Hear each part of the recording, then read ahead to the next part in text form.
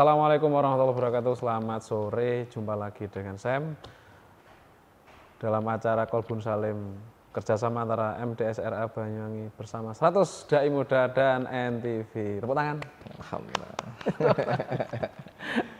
Lagi. Oke, kali ini kan sudah masuk ke Agustus nih ya. Ini kami panggil pemateri narasumber yang nanti akan kita mengulas tentang Agustus, tentang perjuangan sejarah, tentang peran-peran para tokoh-tokoh Muslim dalam memperjuangkan kemerdekaan, ya. Yang paling khusus nanti di bumi Belambangan ini jarang dibahas. Assalamualaikum Gus. Waalaikumsalam warahmatullahi wabarakatuh. Alhamdulillah. Sehat. Gus Reza, apa kabar? Alhamdulillah baik. Masih semangat hari ini? Masih semangat, harus semangat. Masih berjuang? Tetap harus berjuang. Apa perjuangan ini? Tetap harus berjuang, terus berusaha. Oke, sebelum disalahkan, sapa dulu Pak Pemerintah. Ya, terima kasih. Selamat datang di acara Kolbun Salim untuk para pemirsa. Selamat berjumpa lagi dengan saya, Reza, dan juga teman saya. Gus Sam. Nah, silakan. Siap. Agustus. Ada Gusnya itu? Ya, harus.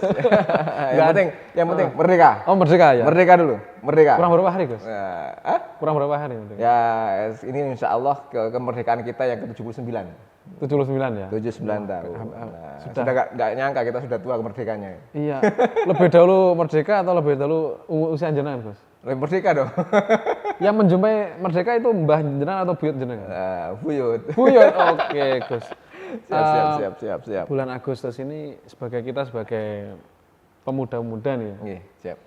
Khususnya para dai-dai ini harus gimana di Agustus ini? Oke, terima kasih Gus Sam. Sebelumnya Assalamualaikum warahmatullahi wabarakatuh. Waalaikumsalam. Innal hamdalillah nahmaduhu wa nasta'inu wa nastaghfiruh wa na'udzubillahi min syururi anfusina wa min sayyiati a'malina. May yahdihillahu fala mudhillalah wa may yudhlil fala hadiyalah. Allahumma shalli ala sayyidina Muhammad abdika wa nabiyika wa rasulika nabiyil ummi wa ala alihi wa sahbihi wa sallim tasliman bi qadrin azamati dzalika fi kulli waqti wahid. Amma ba'du. Jadi kalau kita bicara soal kemerdekaan, ini merupakan syariat dan sunnah Rasul. Memang harus merdeka ya? Memang harus merdeka. Karena manusia lahir di bumi ini, khususnya baik dimanapun belahan bumi dunia ini, itu lahir dalam keadaan merdeka. Dalilnya kullu nafsin dha'iqatul bukan ya? Bukan. Jadi semua manusia lahir ala kullu fitrah. Jadi merdeka. Semuanya itu keadaan yang suci, keadaan yang merdeka. Jadi kalau ada penjajahan, khususnya di muka dunia, dimanapun di muka bumi ini, itu merupakan sangat bertentangan dengan kuyuliadul al-fitrah. Jadi setiap bayi itu adalah semua lahir dengan keadaan suci dan dengan keadaan merdeka. Sangat bertentangan. Nah, Indonesia sekarang sudah merdeka di usia ke-79 tahun. 79 tahun. Alhamdulillah. Bagaimana kita ini bisa merebut kemerdekaan di tahun 1945 itu sampai saat ini merupakan anugerah yang luar biasa dari Allah Subhanahu wa taala. Ini merdeka dalam segi apa? Baik merdeka dalam segi kehidupan, berbangsa dan bernegara, kita bebas menjalankan syariat Islam, kita bebas beribadah, kita bebas berpendidikan. Ini sebuah kemerdekaan anugerah yang luar biasa oleh Allah Subhanahu wa taala diberikan oleh kita. Nah, itu memang pada dasarnya ini merupakan anugerah yang sangat besar dan sunnah Rasul. Rasul itu mulai awal itu mencintai Madinah. Itu mencintai Madinah, mencintai tempat beliau ada itu seperti beliau mencintai Mekah. Jadi dimanapun beliau ada, beliau mencintai tempat dimanapun itu. Termasuk juga ini merupakan bimbingan dari ulama Ahlus Sunnah wal Jamaah, khususnya di Indonesia. Sultan Agung contohnya. Sultan Agung. Setelah perang melawan Batavia pulang, ajari anakmu untuk mencintai negeri. Untuk mencintai negerinya. Banyak hal itu, termasuk temanku Imam Bonjol, Tengku Umar, Mbah buyut kita ya. Buyut kita. Buat apa perang? Jelas untuk mencintai. Untuk mencintai. Hubbul waton minal iman. Tapi kita kalau lebih cinta pada negeri lain, Gus. Nah, itulah kita cinta kepada budaya, contoh lah Korea, yang ke Korea, yang ke India. Makanya itu juga sisi baik dan sisi buruk dari kemerdekaan. Iya. Nah, bagaimana kita mengisi kemerdekaan itu? Karena lossnya informasi, Gus. Nah. Sehingga kita itu. Tapi jenengan masih mencintai negeri ini, Gus. Masih. Dengan contoh pakai batik ini. Masih kayak batik. Iya. Ini kalau pakai doreng ini karena kita mencintai Indonesia ini merdeka. Seperti. Banyak sekarang orang siap, mengatakan siap. merdeka, tapi kok senangnya pakai baju-baju orang. Kita ini termasuk orang yang mencintai negeri ini. Masih mencintai Contoh budaya. pakai batik. Jadi dalam hal kemerdekaan itu ada 3 prinsip khususnya. Yang pertama adalah menurut sejarah itu prinsip yang pertama yang harus dijunjung tinggi adalah berdikari di bidang ekonomi. Berdiri di kaki sendiri lah Ya, katanya. berdikari. Itu yang pertama. Yang kedua adalah berdaulat di bidang budaya. Nah, ini sebuah kebudayaan Indonesia yang harus kita cintai. Harusnya sekolah harus sehari pakai sarung batik, Gus. Iya, bisa sebetulnya. Itu nanti. harus. Iya. Harusnya Karena, gitu. Hubbul waton minal iman. Celana itu kan asalnya dari luar aja, niru-niru Belanda gitu ya. Bicara jas niru-niru Belanda loh, Gus. Jelas, Iya kan? Kalau kita memang katakan kita sudah merdeka, nyatanya harus ada tekanan dan harus ada sehari pakai sarung batik di sekolahan misalkan itu ya. Itu bisa. Makanya Indonesia bersarung. Itu kemarin. Oh iya itu ya. Ada juga. Terus yang ketiga apa, Gus? Merdeka dari apa tadi? Yang pertama adalah berdaulat di bidang politik. Nah, itu kita politik baik luar negeri, politik dalam negeri kita tidak tertindas oleh negara pun, mana-manapun. Itu yang ketiga. Yang pertama itu berdikari di bidang ekonomi, kita menciptakan peluang sendiri dalam bidang ekonomi. Yang kedua adalah berdaulat dalam bidang budaya dan berdaulat di bidang politik. Kita bebas mengatur demokrasi seperti ini dan mengisi demokrasi dengan baik. Nah, yang ketiga, Gus. Berdikari, berdaulat, terus yang ketiga berdaulat di bidang budaya. Yang pertama adalah berdikari di bidang ekonomi, terus berdaulat di bidang politik dan berkepribadian dalam berbudaya. Berkepribadian dalam budaya. Harus punya pribadi lah Indonesia. Pribadi budaya. Iya, biar nggak ngikuti yang tidak ngikuti budaya lain. Apalagi ngikuti budaya LGBT itu bukan Nusantara banget. Pelangi. Itu bukan Nusantara banget bukan, ya. Bukan. Nah, seperti ya itu. Seperti itu. Harus isi dengan itu ya. Nggih. Berarti perang kita tuh perang yang bagaimana sekarang? Nah, jadi yang pertama, tapi sebelumnya saya ngupas soal sejarah dulu ya. Oh iya. Ya, sejarah dulu sebelum kita mengajak bagaimana kita mengisi kemerdekaan. Mundur ke tahun berapa ini? Kita bahkan di tahun sebelum kemerdekaan. Tepatnya 18 atau 17? 18 dulu. Oke. Nah, jadi kita diajarkan oleh pendahulu-pendahulu kita. Itu ada 2. Yang pertama bagaimana kita mencintai agama. Yang pertama mencintai agama, yang kedua mencintai tanah air. Yang mencintai agama ini, nah kita lihatlah sejarah-sejarahnya. Perjuangan pejuang zaman dulu.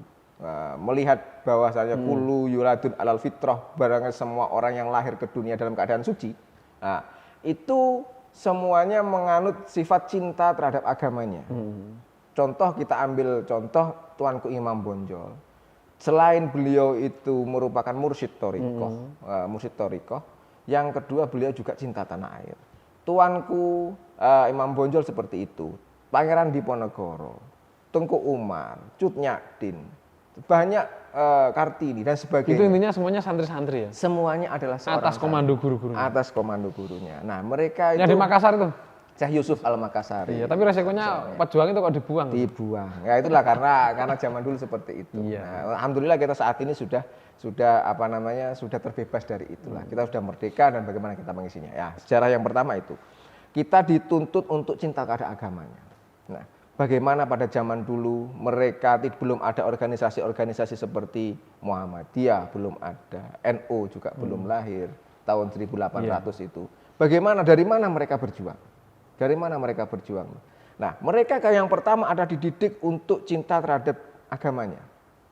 Ya, agama Islam dituntut untuk cinta terhadap agamanya. Nah, agama sudah menjelaskan bahwasanya sebagian daripada iman itu adalah mencintai negara, mencintai tanah air. Nah, dari situ mereka berkumpul, mereka halaqah thariqah, mereka membuat khususiyah, berzikir. Nah, di situ dari perkumpulan zikir-zikir itu Belanda sudah mulai gelisah. Belanda sudah mulai was-was terhadap adanya halaqah zikir yang dilakukan oleh mursyid-mursyid thariqah, baik itu Satoria, baik itu Sadiliyah, baik itu Tijaniyah, Naqsabandiyah, itu Qadiriyah, itu mereka takut akan hal itu karena di Indonesia belum ada perkumpulan-perkumpulan yang bersifat besar seperti Muhammadiyah, terus NU itu belum lahir tahun 1800-an. Tapi sudah anu ya. Ininya sudah perguruan itu Iya, ya. sudah ada. Makanya masuk Di pedalaman. yang pertama-tama itu halakoh yang pertama adalah teman-teman Torikoh. Nah, bagaimana beliau datang di Tapi itu jarang dikuak, Gus. Ya. Di sejarah nasional jarang dikuak. Jarang. Intinya ya orang ini backgroundnya nggak terlalu didetailkan. Makanya sekarang harus kita jelaskan biar mereka tahu kalau kita itu makanya ada istilah tak kenal maka tak sayang seperti itu. Maka kita perkenalkan bahwasanya sebelum adanya kemerdekaan oleh pejuang-pejuang yang dilakukan oleh organisasi-organisasi PPU PPKI, BPU PPKI ataupun perjuangan-perjuangan dari NU, dari Muhammadiyah dan juga perjuangan-perjuangan dari laskar-laskar yang lain, mereka membuat halakoh-halakoh perkumpulan-perkumpulan yang namanya Torikoh, Majelis Torikoh. Nah, dari situ, dari perkumpulan-perkumpulan yang besar itu banyak curhatan-curhatan dari para muhibbin maupun muridin dari Torikoh itu tentang curhatan bagaimana perilaku dari Belanda dan VOC yang sangat kejam pada waktu itu. Nah, dari situ mencintai pemimpin dulu ya. Ya, mencintai agama dulu. Belum pemimpin dulu. Belum, mencintai agama dulu. Belum ada kepemimpinan karena pemimpinan pada waktu itu masih Belanda. Hindia Belanda. Tapi untuk halakohnya masih ada masih ada. Mursyidnya masih ada. Ya itu kan maksudnya mencintai mursyid juga. Mencintai mursyid itu halakah. Karena saya tanya sama Gus Bisri gini, Gus kenapa Torikoh takut di Belanda? Ya karena satu suara dengan pemimpin. Punya bilang gini semuanya tandang. Iya. Kalau orang ahli bahasa masalah masih gampang dipecah belah. Betul. Bikin fatwa. Tapi kalau sudah mencintai pada pemimpin Amirul Mukmininnya, ya sudah selesai. Taat sudah. Nah, itu yang pertama. Jadi kembali lagi, yang halakoh yang pertama itu adalah Masjid Dzikir.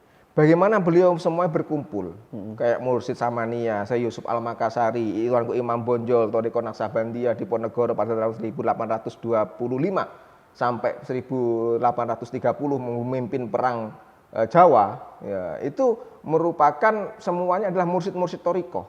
Awalnya di Banten juga ada itu. Ya, pemberontakan Haji Banten 1818 itu. Tapi kalau pelan-pelan dia berontak ya. Kita jihad di sana dia berontak ya. Iya.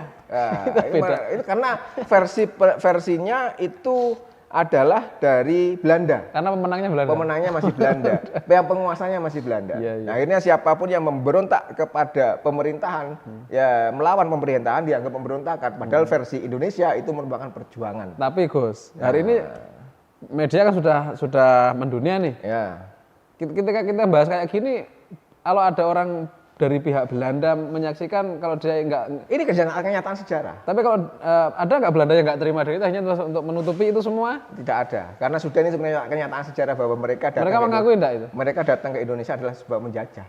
Gitu. Sudah merebut karena bukan di wilayah invasi lah, bahasanya invasi dari daerahnya ke Indonesia. Nah, dari halakoh itu saya teruskan. Dari halakoh itu mereka berkumpul dan juga zikir terhadap Gusti Allah, melantunkan kalimat-kalimat tauhid yang akhirnya istilahnya dalam tanda kutip mabuk zikir. Nah, itu sudah loss, tidak ada yang ditakuti lah. Tidak ada yang ditakuti.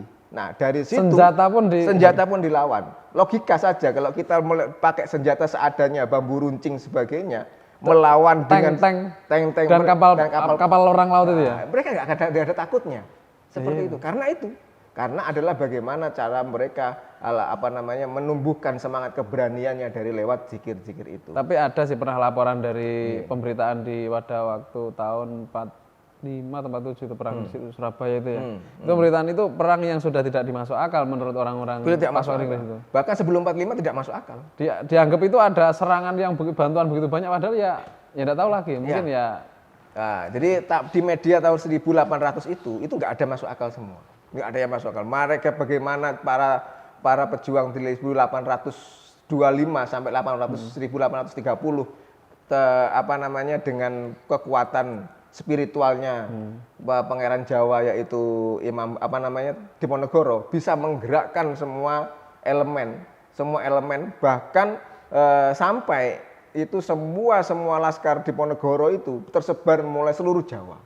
Tahun 1830. 25 sampai 1830. 5 tahun perang Jawa itu 5 tahun. Setelah Sultan Pangeran Diponegoro itu kena dipegang,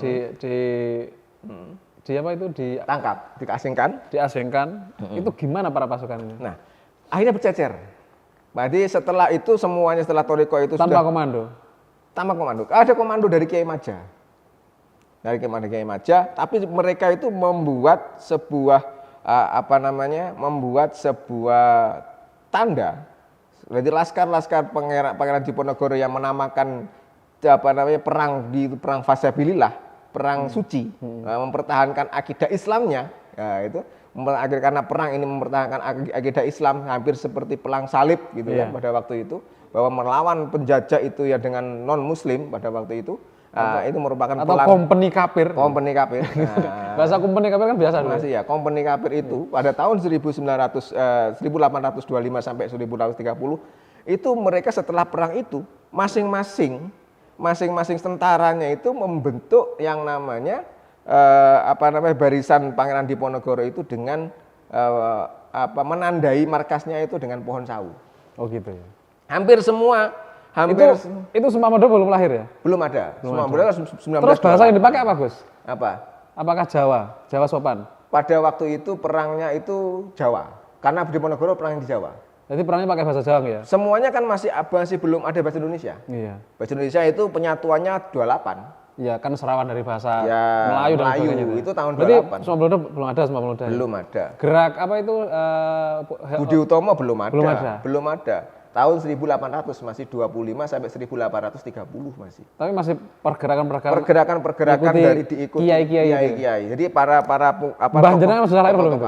Belum masih. Belum. Ya, karena mbah saya lahir ada mas sudah.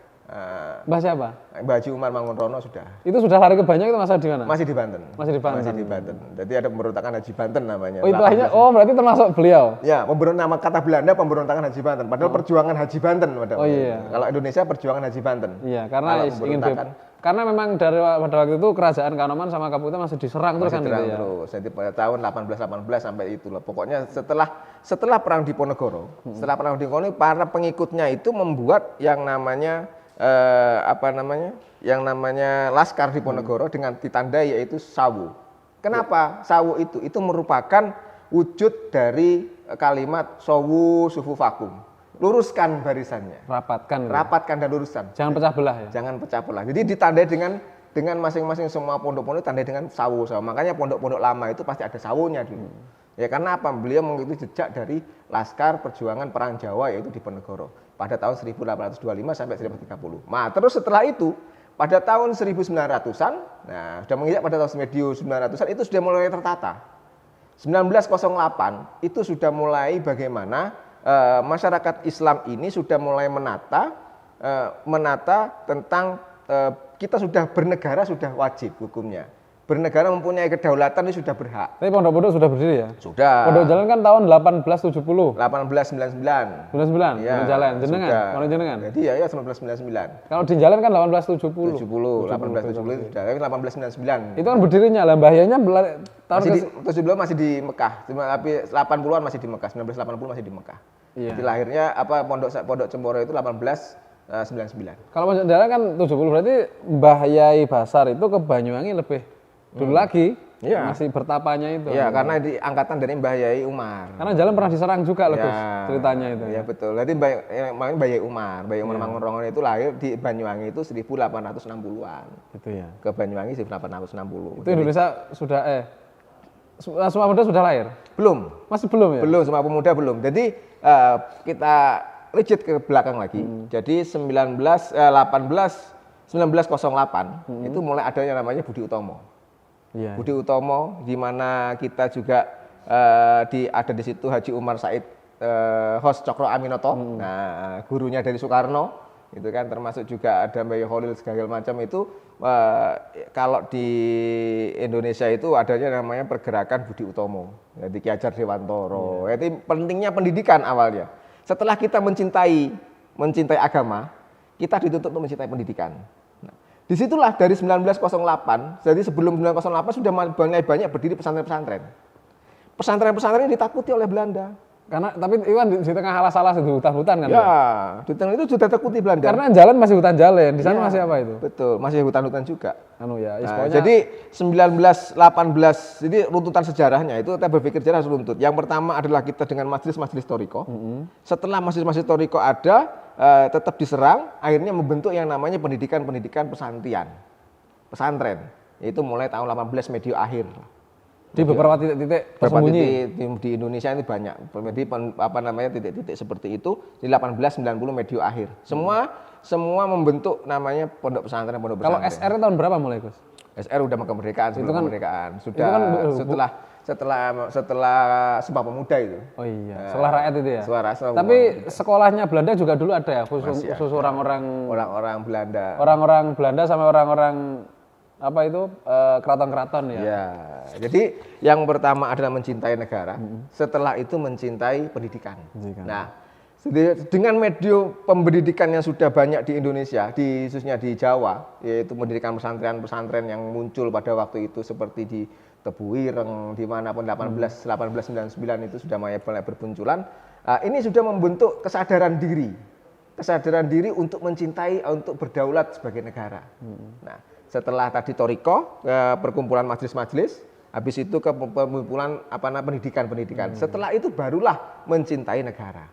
Yang pertama mencintai agamanya, yang kedua mencintai pendidikan, mencintai syariat pendidikannya, ilmunya. Setelah itu yang terakhir adalah mencintai negaranya. Itulah di situ muncul yang namanya tahun 1908 Budi Utomo yang saya bilang tadi. Bahkan terus muncul lagi 1928, yaitu Sumpah Pemuda. Jadi semua setelah energi-energi ini terkumpulkan, semua kesadaran-kesadaran politik terkumpulkan, kesadaran pendidikan terkumpulkan, banyak para terpelajar yang sudah belajar dari negeri Hijaz, terus belajar di negeri Belanda kayak Syahrir dan juga Hatta yang punya basic keilmuan, basic agama yang tinggi, mereka pulang ke Indonesia membentuk kesadaran kolektif. Untuk bagaimana kita menciptakan sebuah negara.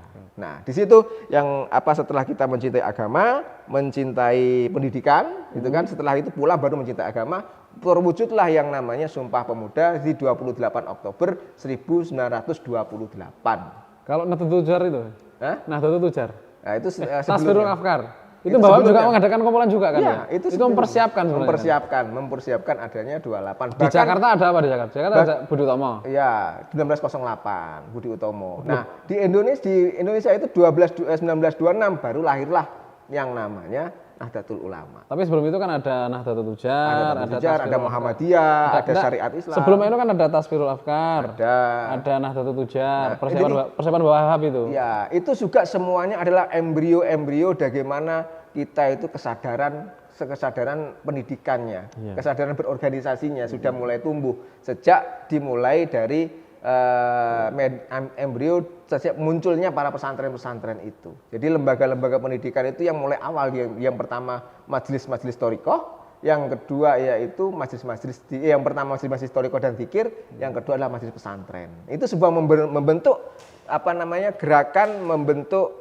nilai-nilai lebih bahwasanya kita harus mencintai sebuah negara. Hubul watu minal iman. Bahkan sampai Indonesia billadzi anta umadul maqoma, lagunya seperti itu. Jadi siapapun yang mencoba menghalangi Indonesia, ya udah kita serang seperti itu. Nah, apalagi menyerang, kita serang balik. Kita serang balik. Mereka jual, kita borong. Kita beli. Kita borong.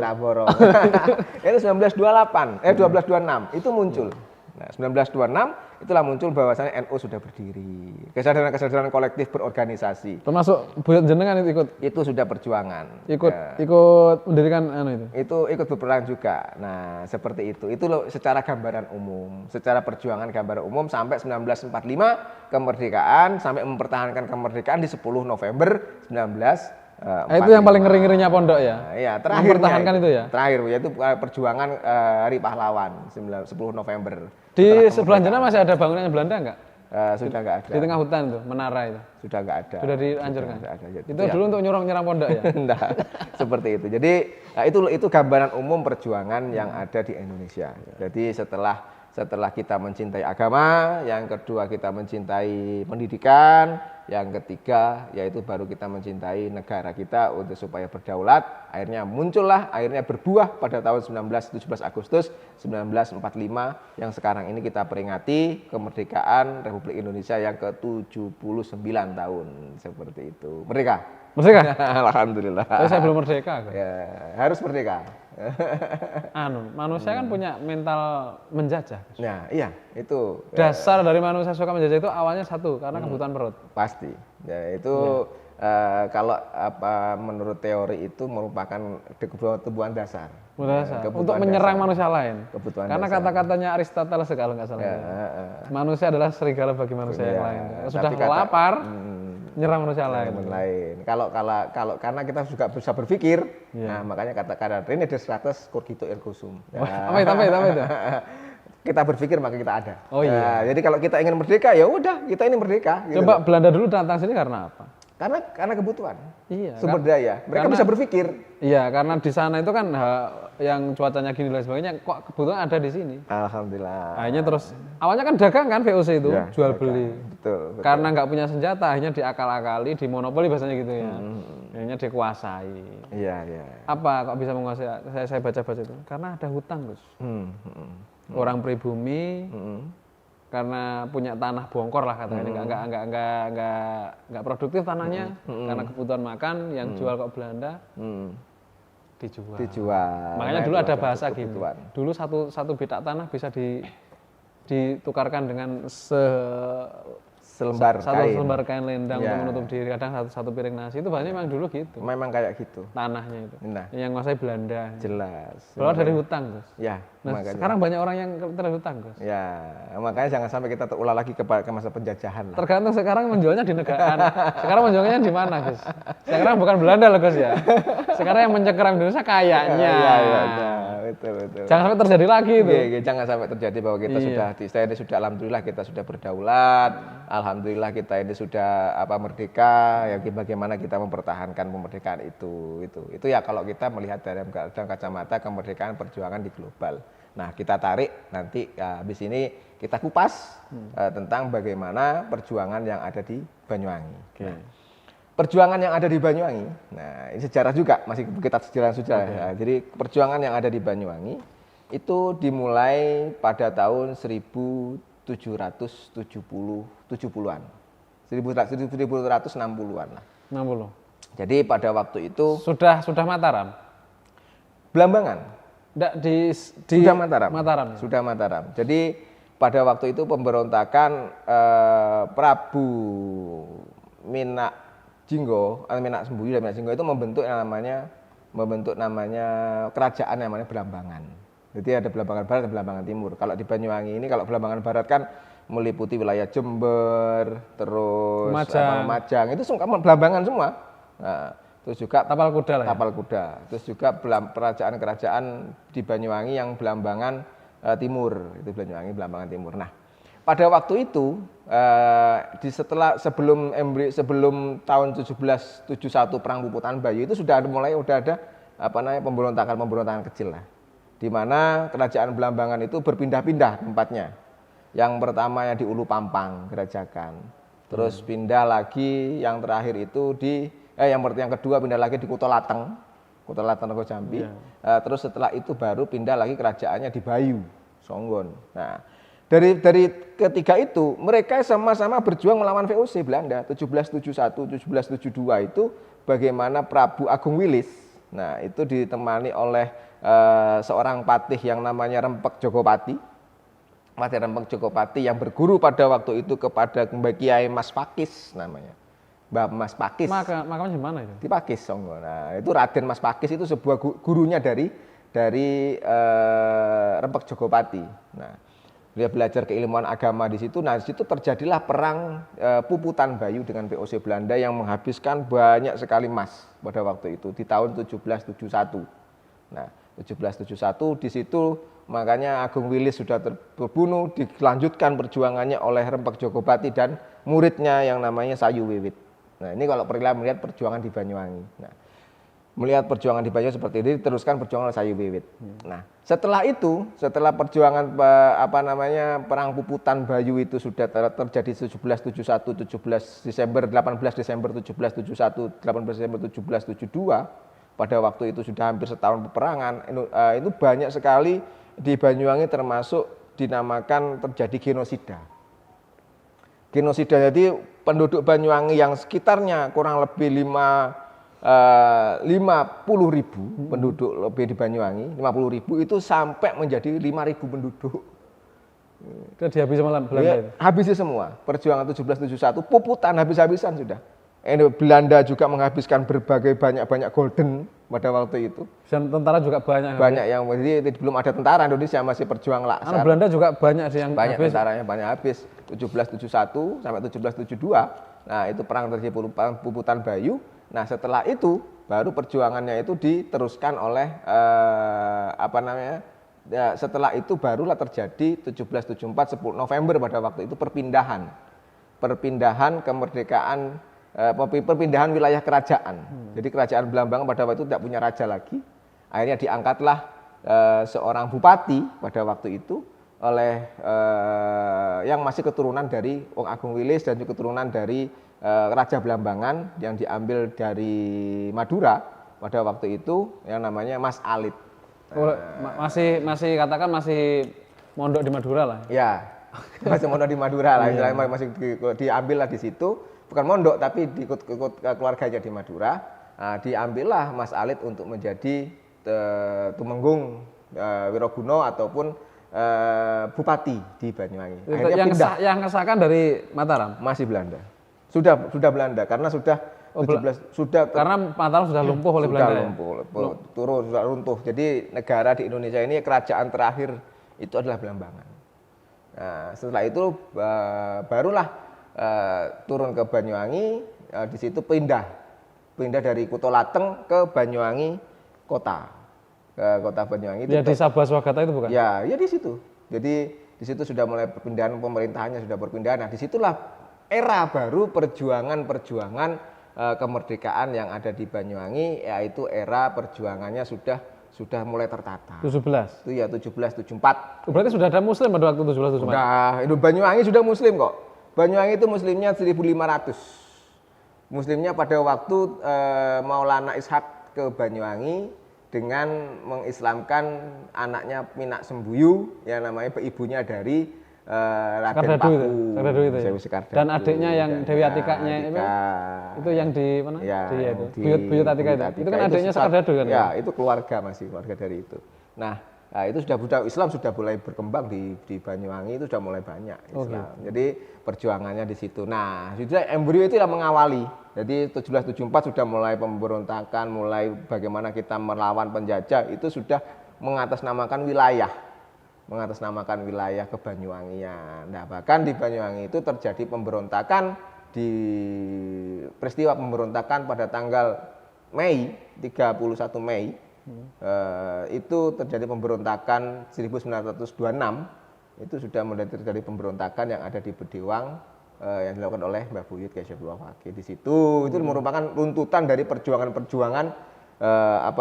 kemerdekaan yang sudah ada di Indonesia, yang ada di Banyuwangi khususnya, gitu kan, termasuk pada tahun 1800 itu, 1800 setelah ada yang namanya pemberontakan Haji Banten yang ada di Banten, para santri dan juga laskarnya itu lari ke Banyuwangi, bukan lari tapi syiar lah, menyelamatkan diri setelah ada pemberontakan Haji Banten menurut Belanda. Pemberontakan itu banyak kan lari ke Banyuwangi dan banyak yang ganti nama dan berganti nama. Rata-rata punya nama termasuk juga Raden Mas Markidin pada waktu itu bergolok menjadi Haji Umar Mangunrono, itu kan itu biar nggak dicari Belanda, pindah nama, pindah lokasi, pindah nama. Nah, di situ kan belum ada KTP ya? Belum ada. Belum ada. Nah, disitulah kemerdekaan wujud kecintaan tanah air, dimanapun bumi dipijak, di situ langit dijunjung. Nah, termasuk juga kita ini di Banyuwangi meneruskan perjuangan para beliau gitu. Jadi dari Banten itu banyak yang lahir ke Banyuwangi, dari luar Banten itu banyak ke Banyuwangi, termasuk 1774 itu mulai dari Mas Alit itu karena penduduk Banyuwangi sedikit, makanya didatanglah para transmigran dari Madura, dari Jawa, dari Bugis, bahkan Mandar. Bahkan di Banyuwangi seperti kita bisa lihat, Banyuwangi ini seperti miniatur Indonesia. Semua suku ada di Banyuwangi ini. Jawa ada, Madura ada, Bugis ada, Melayu ada, hampir semua. Terus Banjar juga ada. Bali ada. Bali ada. Jadi hampir miniatur Indonesia ini di Banyuwangi. Bagaimana kita bisa menyatukan persepsi sama-sama mencintai Banyuwangi ini. Dan damai Banyuwangi. Dan damai. Keluar malam pun aman. Luar biasa. Banyuwangi memang luar biasa. Seperti NTV luar biasa. Dan punya benteng alami Banyuwangi. Ya, itu Gunung itu. Gunung dan timurnya Segoro. Ya benteng alami itu. Ya, betul. Lewat Banyuwangi lewat harus. Itu dulu kalau nggak dibedah apa itu? Waktu dodol. Waktu dodol nggak ada jalan gitu. Nggak sampai. Ya itu seperti itu. Jadi kita sudah turun ke Banyuwangi. Di situ perlawanan perjuangan sampai pemberontakan 1928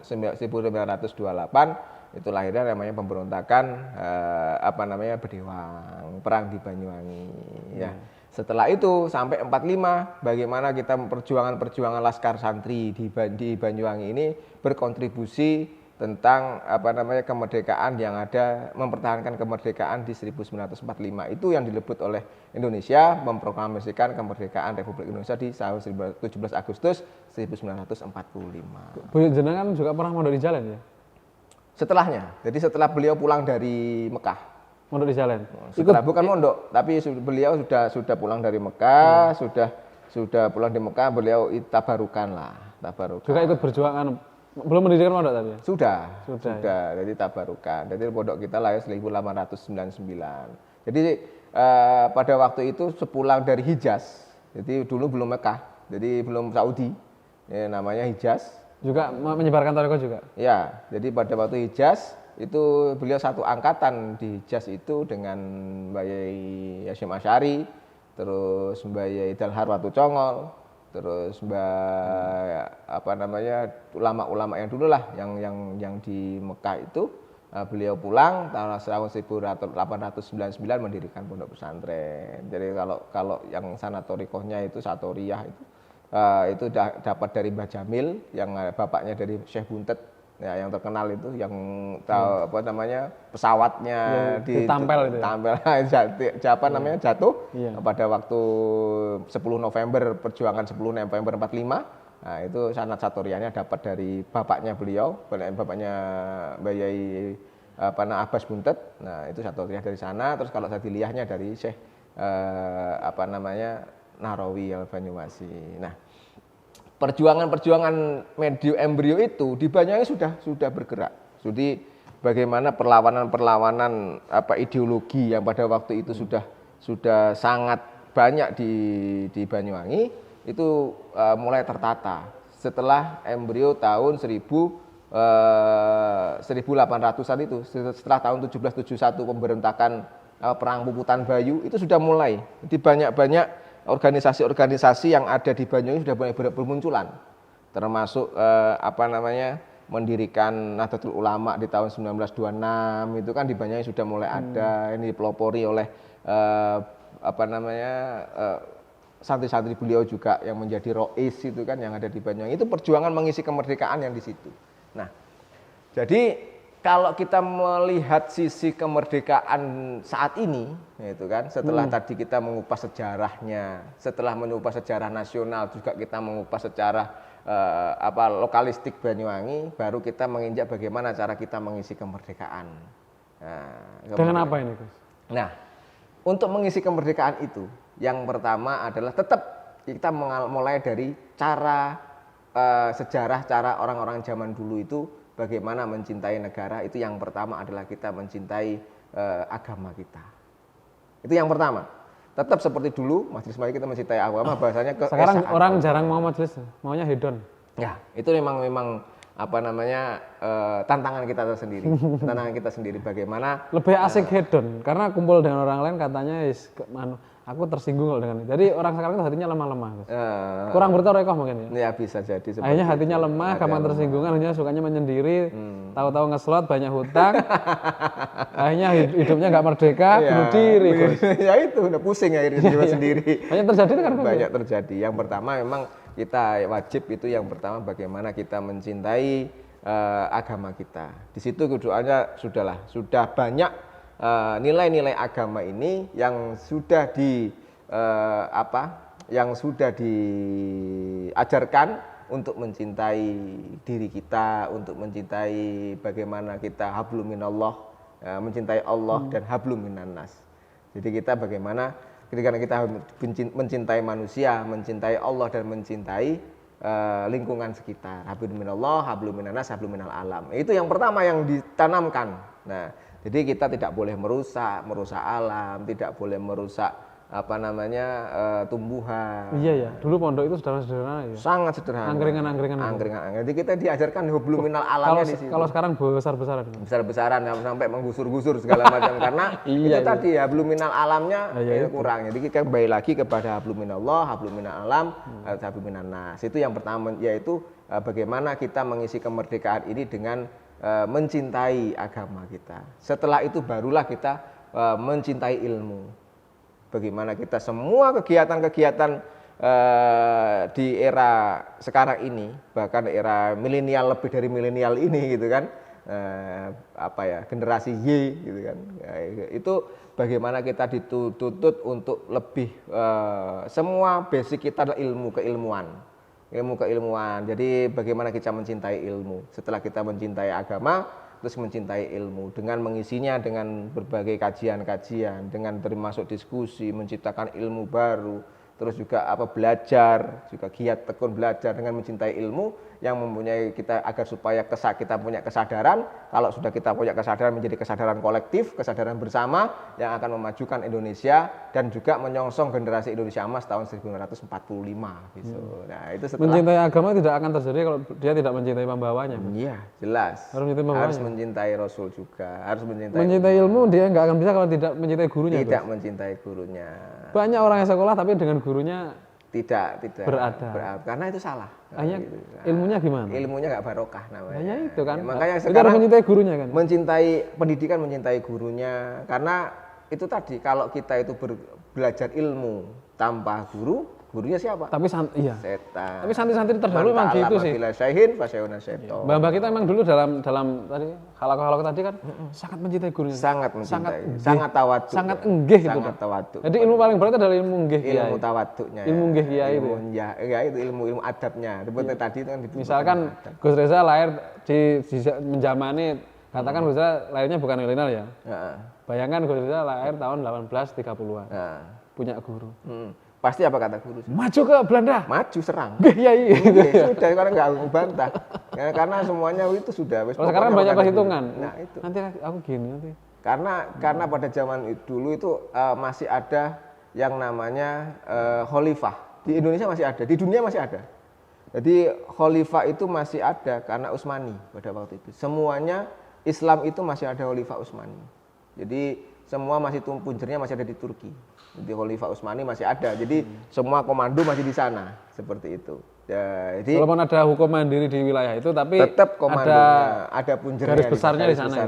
Makanya Thariqah ini dulu tahun 1800-an itu punjernya adalah Thariqah masih halaqah itu tetap kepada Utsmaniyah. Thariqah Utsmaniyah tetap punjernya di sana.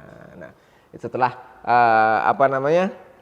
yang pertama adalah kita ini mencintai agama, yang kedua mencintai pendidikan, yang ketiga kita mencintai negara.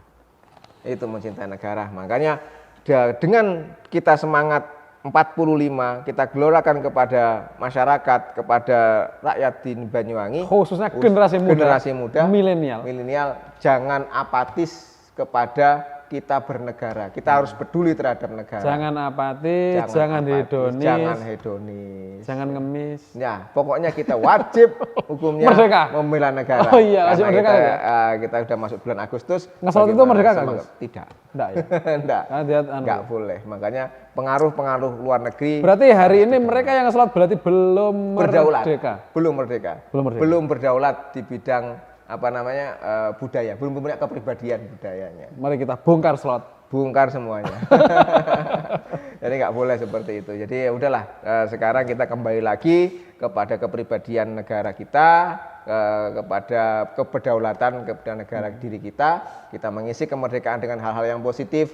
Jadi mari kita bersama-sama menciptakan rasa nasionalisme bernegara sesuai dengan syariat Islam, karena itu merupakan sunnah dari Rasul Muhammad SAW. Seperti itu. Lega, akhirnya tahu gambaran garis besarnya untuk merdeka. Setelah itu Gimana sampai sekarang. perjuangan Mbah Perjuangan jadi Mbah. malu Gus kalau Iya. kalau didengarkan cerita Mbah dulu yang rela mati berdarah-darah. Makanya salah kalau ada kemerdekaan ini tidak ada sangkut pautnya dengan Islam, salah ngawur sekali. sekali itu. Salah sekali. Bahwasanya Orang Islam juga kemerdekaan- berdarah Gus ya. Sam berdarah-darah. Jadi perjuangan sekarang ini pahlawan-pahlawan itu tentu semua orang-orang yang sudah punya sanad keilmuan keislaman. Semuanya. Ya walaupun ada agama lain juga ikut berjuang Gus Ikut. ya. Tapi pada waktu itu yang Paling besar mayoritas ya? Ya. adalah Muslim. Mayoritas adalah Muslim. Di Amriul pada tahun 1771, 1770-an sampai 1945. Itu semua rata-rata tahun 1970 sampai 1918-an, 1970, 1918, 1018 sampai 1900-an itu semua adalah para Muslim yang banyak. Makanya kita harus wajib hukumnya sebagai generasi Islam yang merasa dirinya itu Muslim, merasa dirinya itu Islam, makanya harus hubul waton minal iman. Ayo kita jaga dan kita isi kemerdekaan dengan hal-hal yang positif. Seperti itu. Merdeka. Merdeka. Merdeka. Alhamdulillah. Alhamdulillah sudah merdeka ini. Alhamdulillah. Waktunya juga merdeka juga ya Gus. Oh iya. Nggak kerasa gitu waktu Sudah habis Gus ya. Ya. Kita bahas di lain waktu dengan jumpa lain. Mungkin kalau bahas sejarah itu asik Gus. Asik. Bagi yang suka tapi Gus, bagi yang nggak suka ya tidur Gus. Iya. Apa itu ya? Bagi yang apatis. Tapi kalau mereka yang tidak mau dijajah, ada kata-kata orang yang tidak suka sejarah maka dia akan dijarah. Dijarah. Pasti. Kalau dia paham sejarah maka dia tidak mudah untuk dijarah, Ya, dijajah dan sebagainya. Iya. Maka dari itu para pemuda cinta sejarah, baca sejarah. Sejarah yang benar tapi bukan versi yang lain. Betul. Iya. Betul. Atau mungkin dikomparasi antara sejarah yang A terus dicari titik temunya di mana. Bisa, karena dengan adanya sejarah kita tahu siapa diri kita. Oke. Ya. Terima kasih para pemirsa semuanya, pemirsa NTV. Kayaknya sudah habis. Ya, siap. Ketemu lagi. Tidak ada kopinya ini. Tidak apa Gus ya? Tidak apa-apa. Kopi di belakang nanti ya. Nanti di kopi bersama di belakang. para tim kru ya. Nah, tetap saya berterima kasih kepada NTV. Oke. Sudah difasilitasi. MDSRA. MDSRA sudah difasilitasi. Bagaimana kita bersama-sama kita mengisi kemerdekaan ini dengan semangat 45 dan dengan hal-hal yang positif. Ansor harus merdeka. Merdeka. Tidak boleh dibelenggu. Tidak boleh. Harus merdeka juga semuanya. Semuanya. Ya, kebebasan. Gus Reza harus merdeka. Amin. Harus merdeka semuanya. Kalau sudah punya istri merdeka nggak? Merdeka. Merdeka. Terima kasih pemirsa. Alhamdulillah. Selamat sore. Jumpa lagi di lain waktu. Terima kasih bersama saya Sam dan Gus Reza. Ya, Terima kasih siap. Gus ya. Dan bersama terima kasih NTV dan terima kasih MDSRA Banyuwangi, Ansor khususnya. Cukup sekian perjumpaan kali ini membahas tentang mengisi kemerdekaan dan Dan sejarahnya. kita ucapkan juga Dirgahayu kemerdekaan Republik Indonesia yang 79. Merdeka. Merdeka. Assalamualaikum warahmatullahi wabarakatuh. Waalaikumsalam warahmatullahi wabarakatuh.